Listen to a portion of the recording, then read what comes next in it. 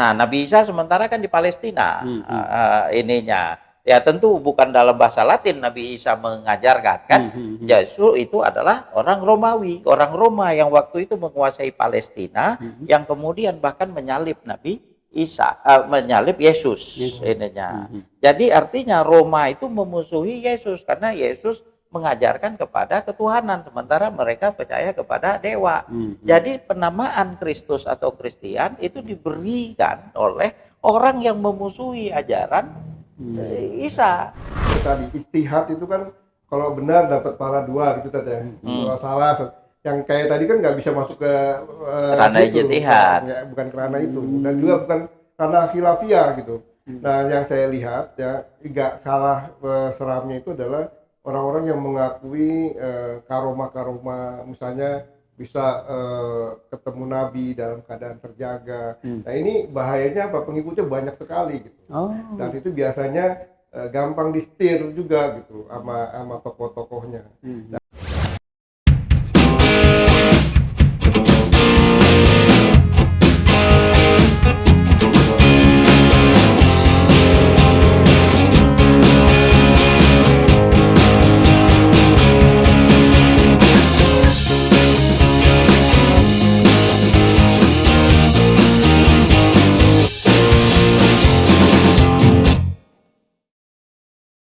Bismillahirrahmanirrahim. Assalamualaikum warahmatullahi wabarakatuh. Waalaikumsalam.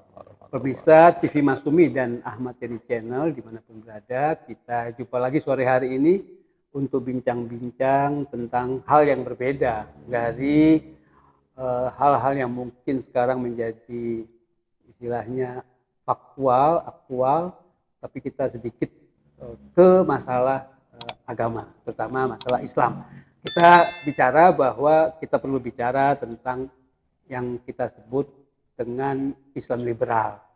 Nah, tentang Islam liberal ini apa dan apa sih ciri-cirinya? Apakah itu misalnya sama misalnya seperti Syiah misalnya, atau Islam apa yang seperti apa? Nah, nanti akan dibahas oleh pakarnya, 2 orang ini tamu kita pada sore hari ini. Pertama Ustadz Adnan Armas MA, yaitu Wakil Sekretaris Majelis Syuro Partai Masumi. Satu lagi Bapak Ustadz Hairul Islam Pak Cepi, yaitu Ketua DPW Partai Masumi Provinsi Bali. Assalamualaikum Bapak-Bapak. Waalaikumsalam. Jadi kita bincang-bincang nih soal Islam liberal yang mungkin ini hanya dikenal di kalangan kelas menengah Indonesia lah gitu ya. Saya terutama pribadi tidak pernah melihat adanya di lingkungan Islam tradisional di masyarakat bawah, masyarakat awam.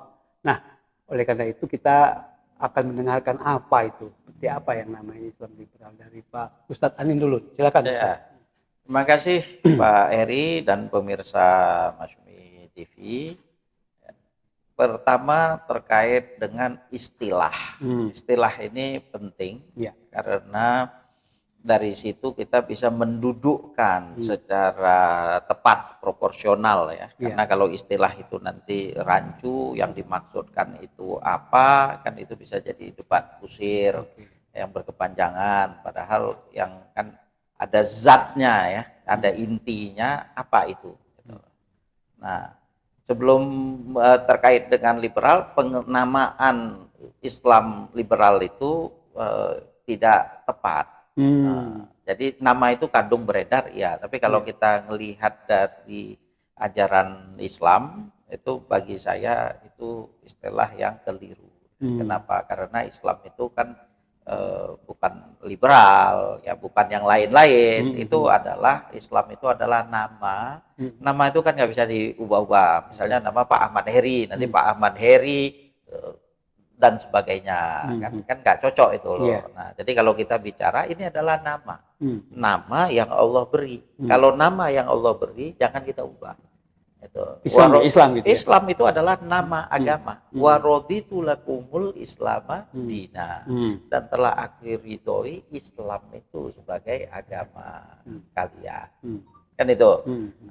Jadi Islam adalah nama. Nah, kalau kita kemudian mengubah nama Islam itu menjadi nama yang tadi, nama Islam liberal, Islam kiri, Islam kanan, Islam apapun lah, setelah itu kita perlu melihat berarti di situ sudah ada satu penambahan, satu karakteristik. Memang kalau Islam aja kita bicara nggak bisa. Islam ini kan kalau kita bicara itu adalah tadi nama, bukan hak kita untuk mengubah. Ya. Jadi ya seperti itu. Jadi nama ya, dari nama dulu. Karena nanti kalau itu dibuka peluang, nanti orang bisa buka lagi dengan istilah yang bermacam-macam. Jadi Islam itu menjadi Islam warna-warni. Misalnya Islam Nusantara misalnya. Iya, Islam Sama Nusantara, juga. Islam kiri, Islam kan. Jadi orang jadi bingung apa beda Islam Nusantara dengan Islam liberal, beda dengan Islam kiri, Islam kanan, Islam rahmatan lil alamin, Islam kafah, Islamnya enggak. Islam itu ya Islam, that's it. Titik gitu ya. Titik, udah itu. Karena itu adalah nama. Dan nama ini sangat mahal harganya karena nama ini adalah yang Allah berikan. Ada nama itu diberikan oleh orang lain. Bahkan oleh musuh. Nah, contohnya termasuk Kristen. Kristen itu bagi kita tentu seorang Muslim dan bagi mereka juga itu kan berasal daripada bahasa Latin, Kristus itu. Kristus itu berasal daripada bahasa Latin, Kristen itu maksudnya adalah pengikut Kristus, kan begitu. Nah, Nabi Isa sementara kan di Palestina ininya. Ya tentu bukan dalam bahasa Latin Nabi Isa mengajarkan kan. Justru itu adalah orang Romawi, orang Roma yang waktu itu menguasai Palestina, yang kemudian bahkan menyalib Nabi Isa, menyalib Yesus ininya.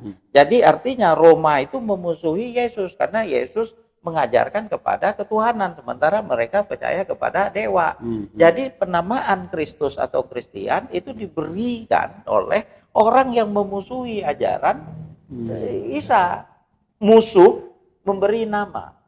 Dan itu bisa terjadi. Itu orang yang nggak suka memberi nama, melabel, menstigma. Gitu. Nah, kalau Islam ini itu adalah nama agama yang Allah turunkan, jangan kita ubah karena itu adalah nama. Itu loh. Nah, kemudian jadi nama ini adalah wahyu. Nah, wahyu kan jangan kita ubah dong. Ya kan? Karena itu adalah nama pemberian. Nah, nama tadi kalau apa bisa diubah tadi karena budaya. Nah, Islam ini dulu kita bicara zaman tahun 600, orang Yunani kuno memanggil orang Islam bukan sebagai Islam. Mereka memanggilnya, mungkin Pak Heri baru dengar sekarang. Apa itu? Mereka memanggil orang Islam itu Ismailitai. Belum pernah dengar kan? Belum pernah dengar sekali. Ismailitai. Pak Khairul Islam juga baru dengar mungkin. Ismailitai, orang Yunani kuno dulu, orang Yunani. Kenapa Yunani saya bicara? Karena Yunani peradaban yang penting. Waktu itu kita bicara peradaban besar itu Yunani. Nah, bahasa Yunani juga bahasa yang bisa dibilang lingua franca dia ininya. Nah, jadi Ibnu Rus bisa dia paling enggak inilah terekspos ya karena pikiran peradaban Yunani itu. Mereka memanggil Ismailitai. Atau waktu zaman itu, nah ini baru yang sering kita dengar. Waktu itu tahu-tahu waktu perang salib orang nggak bilang orang Islam. Waktu perang salib terjadi ya selama ratusan tahun mereka memanggil orang Islam itu Sarasen. Sarasen lain lagi. Sarasen itu Muslim artinya, gitu loh. Sarasen itu artinya Muslim. Itu Sarah tadi Ismail, pengikut dari keturunan Ismail. Nah ini karena enggak ininya bilang ke Sarah. Itu Sarasen. Sarasen itu artinya Muslim. Nah coba lihat, artinya orang Islam punya identitas, tapi kemudian dilabel sama orang lain, sama peradaban lain, tapi nggak masuk ke dalam jati diri orang Islam. Karena mereka sendiri bingung loh, kita namanya Muslim kok dipanggil Ismailitai, kok dipanggil Sarasen.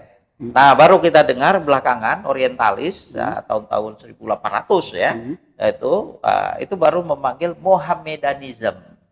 Mohammedanism itu maksudnya sebagaimana mereka buat analogi kepada Kristen. Kalau Kristus pengikutnya Kristen, kita ikut Muhammad, maka kita Mohammedanism. Mohammedanism itu maksudnya adalah orang-orang Islam. Itu. Coba lihat itu. Jadi mereka nggak mau untuk memanggil, tapi karena Islam ini adalah agama wahyu dia, nggak berubah sepanjang ini, ya nama-nama Islam. Nah, jadi itu baru dari sisi balik di balik penamaan. Itu. Belum kita bicara karakteristik liberal itu apa dulu? Definisinya. Ya kan? Definisinya. Nah, itu satu ya. Jadi nama ini jangan kita ubah. Ini adalah sesuatu yang mahal yang Allah turunkan dan itu Allah sendiri yang memberikan nama itu. Nah, dan itu artinya belum kita bahas lagi arti yang mendalam dari nama itu. Artinya totalitas kita berserah diri kepada Allah Subhanahu wa taala. Itu secara lughatan. Jadi ada dua nih. Kalau bahasanya itu ada teknis, ada terminologis. Ada lughatan, ada istilahan. Kadang-kadang kekeliruan bercampur itu ketika memaknai makna terminologis menjadi makna yang etimologis.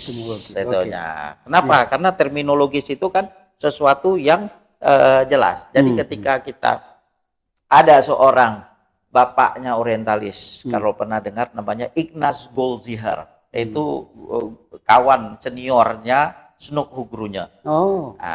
Dia adalah mahasiswa non Muslim yang pertama di Al Azhar. Sebenarnya nggak boleh Al Azhar itu terima non Muslim. Jadi ceritanya begini, saya baca di autobiografinya Ignaz Goldziher ini, dia ada tulis di situ. Dia orang Yahudi Hungaria, dan dia termasuk dibilang dedengkotnya orang modern yang belajar Islam, baliknya ke dia. Dialah orang yang termasuk dianggap orang pertama ya. Snuk Hugrunya dan lain sebagainya jauh di bawah dia. Kemampuan bahasa Arab dia, lain pengetahuan keislaman dia nulislah berbagai karya dalam terkait dengan Islam ya, luar biasa.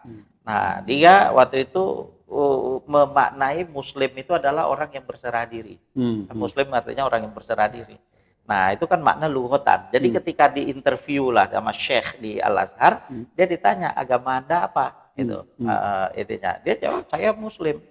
Nah, yang Syekh yang bertanya itu tentu memaknai dia secara artinya Muslim seperti kita yang memegang agama Islam, yang mengikuti Rasulullah, ya kan itu agama yang terakhir yang dibawa oleh Nabi Muhammad kan begitu, yang diturunkan Allah sebagai agama. Nah, tapi bagi Ignaz ketika dia menyampaikan saya nggak merasa berbohong ketika saya mengatakan Muslim kan, saya juga termasuk orang yang berserah diri. Jadi lihat percampuran, yang satu bisa bicara secara etimologi saya Muslim, yang satu memanai sebenarnya berpikir dia secara etimologi nggak ketemu kalau dia bukan beragama formal Islam kan gitu. Nah, jadi itu kan bisa jadi kacau itu kalau mencampur adukkan. Saya dulu puluhan tahun yang lalu pernah berdebat dengan orang yang ingkaru sunnah. Atau 30 tahun yang lalu saya pernah berdebat sama mereka. Ya, sekitar itulah. Jadi waktu itu begitu juga kejadiannya. Nah, dia setiap kata hadis yang ada di dalam Al-Qur'an dia maknai hadisnya Nabi. Itu kan ada di dalam Al-Qur'an fabi ayyi haditsim ba'dahu yu'minun. Itu kan hadis itu secara lughatan pembicaraan ya kan. Dia pahamin yang ada pembicaraan dengan hadis apa lagi yang kalian percaya. Jadi tak usah percaya, kenapa? Tak usah percaya hadis, ada bahkan di dalam Al-Qur'an.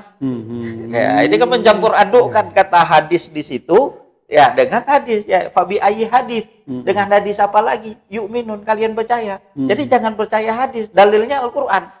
Kan kacau. Nah, itu gara-gara mencampurkan makna etimologi dan terminologi. Ini juga pernah dulu kepada Nurholis Majid tahun 70-an ketika diskusi, maka Pak Rashidi waktu itu kalau sekuler artinya adalah duniawi, lughatan ya artinya duniawi, tapi kan yang dimaksudkan adalah mengenyampingkan urusan agama, kan itu.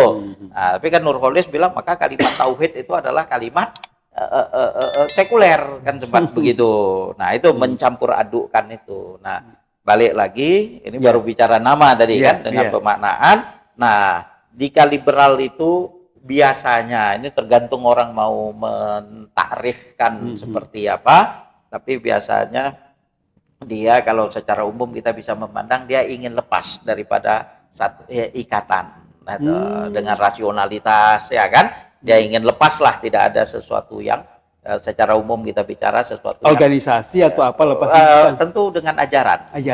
Ajaran-ajaran yang ada ini nanti dibilanglah patriarkis, ini tidak menghargai perempuan, kita harus ada kesetaraan gender karena dulu dibangun oleh budaya patriarki, penafsiran terhadap agama, penafsiran yang patriarki, penafsiran masa lalu, masa mau kita gunakan untuk kekinian, kondisi sosial budaya yang berbeda, karakteristik Islam yang ada di Arab itu beda dengan ada di Nusantara. Jadi dia intinya itu dia ingin liberal itu kan artinya dia ingin bebas. Bebas dari apa? Bebas dari ikatan yang dianggap tradisional, konservatif. Itu kan artinya tradisi itu jaga tradisi, konserv itu juga merawat, ya kan? Nah, dia ingin bebas daripada ikatan apa yang dianggap sebagai dogma, doktrin, satu kepastian dan lain sebagainya. Nah, di sini adalah ruang kita untuk bahasanya mereka itu berijtihad, padahal enggak juga kan, untuk berekspresi dan lain sebagainya. Mungkin secara nah, apakah itu betul? Ya kita lihat. Kalau di dalam masalah akidah itu artinya ikatan. Nah, akad kan, itu artinya kan ikatan. Akal pun artinya ikatan. Akal itu dalam bahasa Arab itu dia satu kata dengan ikol. Ikol itu kalau di dalam orang Arab itu turbah atau enggak, kopi yang ada ikatannya itu loh, ikatan hitam yang putih itu bahasa Arabnya itu ikol. Ikol itu sama dengan akal, artinya ikatan, sama dengan akidah itu artinya ikatan. Jadi kalau justru lepas daripada ikatan itu yang malah keliru, karena dasarnya benar. Kalau dasar benar, akar benar, konserv yang kita rawat, konserv itu kan merawat itu, yang tradisi yang benar. Ya, kalau tradisi yang benar kita mau bebas dari tradisi yang benar itu justru jadi salah. Nah, di Barat itu kata tradisi itu menjadi jelek, ya, atau kata konservatif Islam atau agama yang konservatif itu menjadi jelek karena tradisinya salah. Jadi kalau tetap istiqomah dengan tradisi yang salah, memang jadi jelek. Itu kan itu. Jadi mereka nggak suka dengan kata-kata konservatif, tradisionalis kan begitu. Sekarang ya, karena memang yang dijaga itu adalah salah. Tapi kalau kita Islam ini justru benar. Kalau kita kemudian lepas dari yang benar malah jadi salah. Gitu. Jadi ada dua status yang sebenarnya bisa dia dimaknai buruk, ya kan? Konservatif bisa buruk. Kenapa? Kalau yang dirawatnya sakit. Yang dirawatnya salah, ya nyimpang sesat, masih dirawat, dilanggengkan, ya jadi salah. Nah, tapi kalau Islam ini adalah benar, dulu benar, maka bukti sejarah juga mereka adalah orang yang hebat gitu loh. Nah, kalau kita mau kemudian meliberalkan, ibaratnya kita mau lepas, adalah hajinya ketimbang susah-susah di sana, kita haji aja lah sendiri, waktunya aja sekarang. Islam kan nggak menyusahkan misalnya, ya kan? Mau berpikir begitu, ya udah ngapain, buang uang ke sana, waktunya satu waktu, satu tempat. Bisa bayangkan bagaimana kesusahan yang akan terjadi itu. Nah, maka ada yang menulis waktu itu, bagian daripada ini, pernah tahu nggak itu, kita udah jawab waktu itu. Dia maunya hajinya kalau begitu jangan dibatasin. Waktu wukuf di Arafah ngapain? Hajinya aja dari Ramadan sekalian. Nah, itu loh, waktunya digeser, ya kan? Khutbah Jumatnya kemudian juga mau pakai Zoom aja mungkin dia sendiri di rumah. Nggak ngerti saya kalau mau kayak begitu ya. Perempuan jadi khotib Jumat. Ada juga datang ke Indonesia orangnya, perempuannya jadi khotib Jumat. Itu loh. Saya nggak tahu pernah dipraktekin atau nggak begitu. Al-Zaitun mana? Itu, ya kan? Nah, jadi atas nama kesetaraan gender, apa harus supaya setara dengan melakukan itu? Kan secara logika juga nggak nyambung. Apa bukti kesetaraan karena harus kayak begitu? Kan nggak begitu juga memanai. Apa setara juga artinya adil? Kan belum tentu. Komunis ya dia setara, tapi kan juga nggak adil. Adil itu kan bukan artinya setara. Jadi kalau mereka melanggengkan kesetaraan, keadilan, itu adalah kesetaraan dan keadilan, itu juga udah salah. Ya kan? Karena adil itu nggak ada kaitannya dengan setara. Setara itu bisa tidak adil. Orang yang sakit disamakan dengan yang nggak sakit. Yang bagus disamakan dengan yang nggak bagus. Yang berkualitas diadu dengan yang tidak berkualitas. Ya kita tidak adil dong. Oke. Jadi sudah ada gambaran ya soal nama, kemudian soal istilah dan mungkin definisinya tadi ya soal ikatan tadi, dia lepas dari ikatan. Kalau menurut Ustadz Khairul Islam bagaimana menurut Islam liberal ini? Tadi seperti Ustadz Admin bilang ini, sebenarnya ini adalah pemikiran-pemikiran dari beberapa orang atau kelompok terhadap pembaharuan. Padahal kalau bilang istihad kan harusnya dia ada pegangannya pada pakem, apakah sudah ada pendahulunya, apakah ada ulama-ulama pendahulu yang sudah melakukan itu, ya, atau kita sudah terbiasa bahwa generasi yang terbaik dari umat Islam itu kan ada 3 generasi awal kan. Nah ini kan pemikiran-pemikiran mereka itu terlepas, tidak ada contohnya dari sebelumnya terhadap syariat, terhadap syariat, sehingga pemikiran-pemikiran mereka ini kita bisa bilang apakah itu bermudah-mudahan atau seperti Ustaz Asmin bilang melepaskan diri dari akad yang sudah dikatakan itu. Itu yang saya lihat bahwa pemikiran-pemikiran orang ini adalah pemikiran-pemikiran yang katanya pembaharuan, tapi sebenarnya dalam agama Islam ini apa yang sudah diletakkan oleh Rasulullah, sahabat dan tabiin itu adalah contoh-contoh yang harus diikuti, dan ada pakem-pakem ulama-ulama terdahulu yang bisa kita pakai. Jadi apa yang dilakukan oleh para liberalis dalam agama Islam ini tidak ada, bukan masuk kategori khilafiyah. Kalau khilafiyah jelas ada pendapat ulama yang menurut dalilnya, ya. Ini enggak, ini pemikiran-pemikiran yang terlepas dari semua itu, yang membuat kaidah baru terhadap agama Islam. Itu. Iya, bagus sekali. Jadi ini bukan masalah khilafiyah ya, tapi masalah prinsip betulnya. Jadi kalau misalnya kembali ke Ustadz Anin, kalau tadi misalnya contoh perempuan jadi khotib Jumat ada di Al-Zaitun itu, kemudian beberapa kelompok dari kita Islam yang membantu membersihkan gereja misalnya. Khotib dan imam bahkan ya. Khotib dan imam ya. Gereja dibersihkan rame-rame, kemudian merangkul Ahmadiyah gitu kan, kemudian Syiah juga dirangkul, dianggap gak ada masalah, itu semua Islam gitu. Itu gimana? Itu benar apa enggak?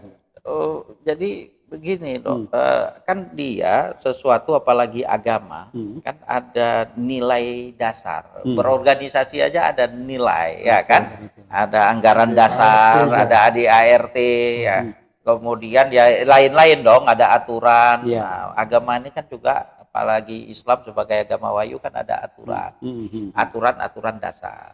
Apakah itu yang disebut dengan ya namanya Muslim, ya dia mengakui Nabi Muhammad Sallallahu Alaihi Wasallam, ya kan? Kalau kita mengakui sebagai Nabi terakhir.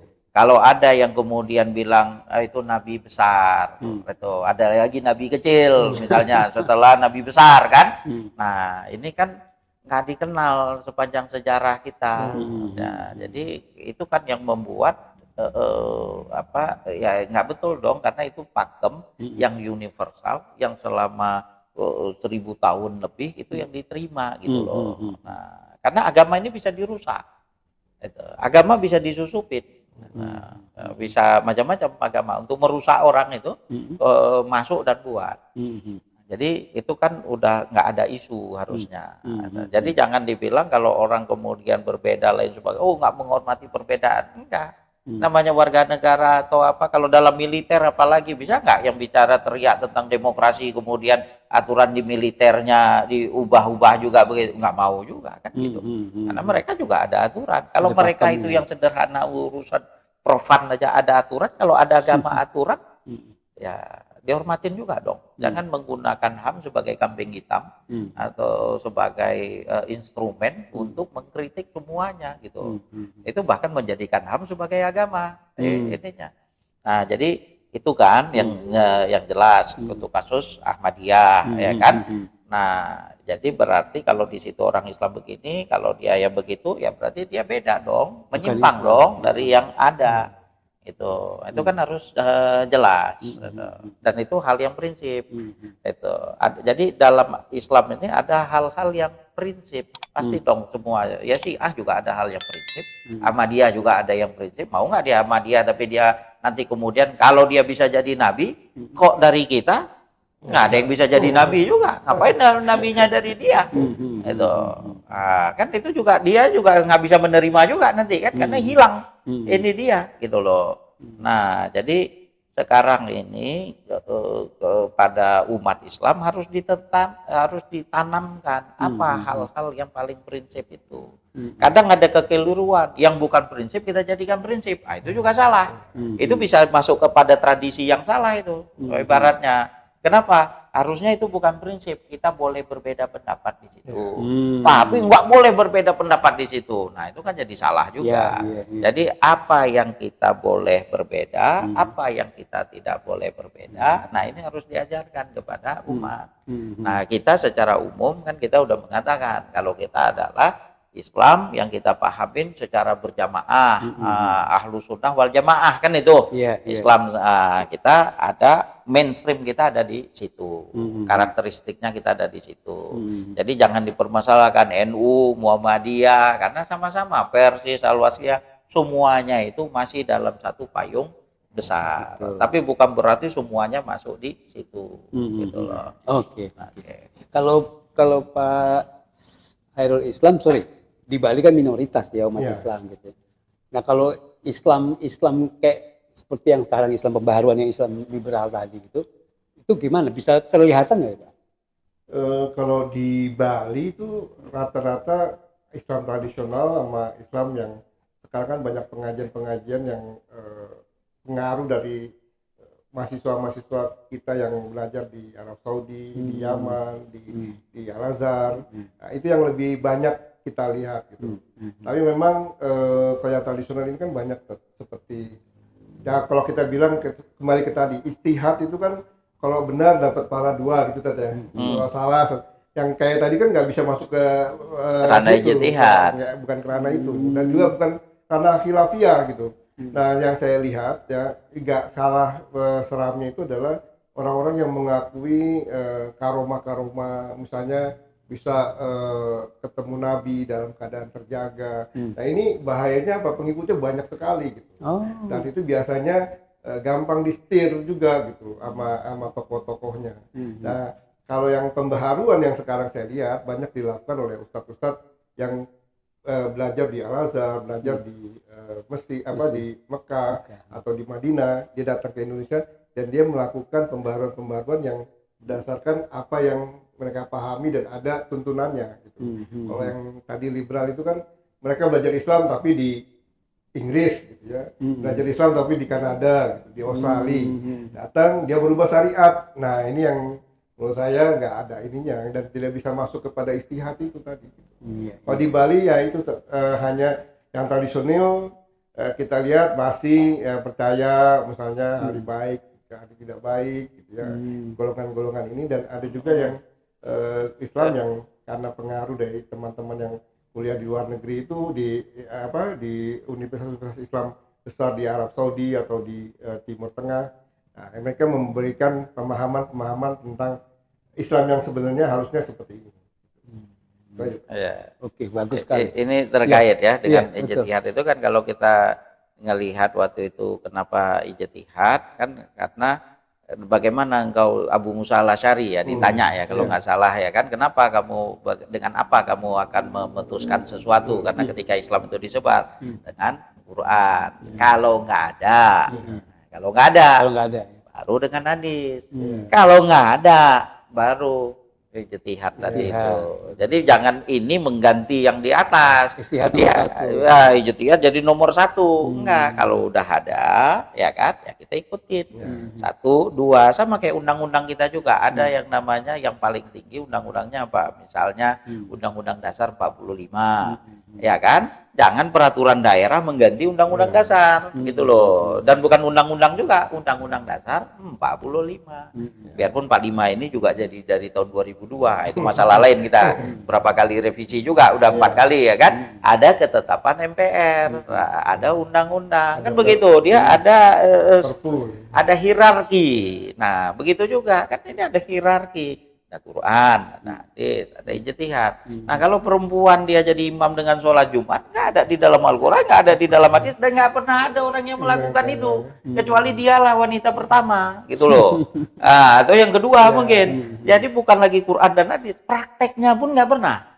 Nah ini baru terjadi di zaman kita yang edan ini, gitu loh. Masa yang baru terjadi ini akan mengganti satu bangunan yang sudah sedemikian. Kalau kita lihat banyak tokoh-tokoh nasional kita yang kelihatannya berpikirnya memang agak liberal dalam hal Islam pemahamannya, makanya ya tadi yang saya bilang bahwa kelompok-kelompok Islam yang seperti ya Ahmadiyah atau Syiah atau apa dirangkul, dianggap nggak ada masalah. Kemudian apa namanya tokoh-tokoh itu kan dari rata-rata perguruan tinggi besar gitu ya. Ya mereka kan orang-orang pintar gitu ya, artinya pemahaman agamanya luar biasa. Gitu. Tapi kok bisa tadi nggak konsisten dengan istihad tadi gitu, artinya istihad dinomorsatukan gitu. Ya, karena begini, ukuran keilmuan itu, ya kalau saat ini sekarang ini kita harus bedah lebih mendalam. Ibaratnya kayak dokter bedah ini. Nah, jangan kita ngelihat kan ada orang yang misalnya nggak nampak sakit, tiba-tiba meninggal kan itu. Oh, nampaknya kan biasa-biasa, bagus dia ini. Ada yang sakit enggak meninggal. Ada yang enggak nampak sakit tapi meninggal. Nah ini kan harus dibedah. Nah, sama seperti tadi, ini orang kayaknya dia pikirannya enggak tamat dari luar negeri. Nah, kayak tadi itu baru kan, tapi benar. Ini kok tamat dari luar negeri dengan gelar doktor, dengan gelar profesor, kok bisa keliru? Nah, cara kita untuk mengetahui ini berarti kita perlu bedah. Nggak bisa cuma ngambil permukaan. Karena dia profesor jadi benar. Karena dia belum profesor jadi nggak jadi salah. Karena dia dari dalam negeri jadi salah. Kalau nggak ada urusan dengan itu, kita perlu melihat dia belajarnya dengan siapa.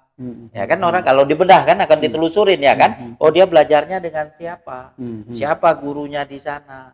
Udah itu dia baru muncul dia non muslim atau muslim. Oh kalau non muslim pun seperti apa? Ya misalnya kan harus dilihat itu dikaji. Intinya harus dibedah. Nah kalau kita dengan membedah begitu, jadi jangan cuma ambil permukaan. Oh karena dia seakan-akan orang punya posisi status sosial tinggi, artinya kebenaran itu ada sama dia. Nggak cukup, kita harus lebih membedah.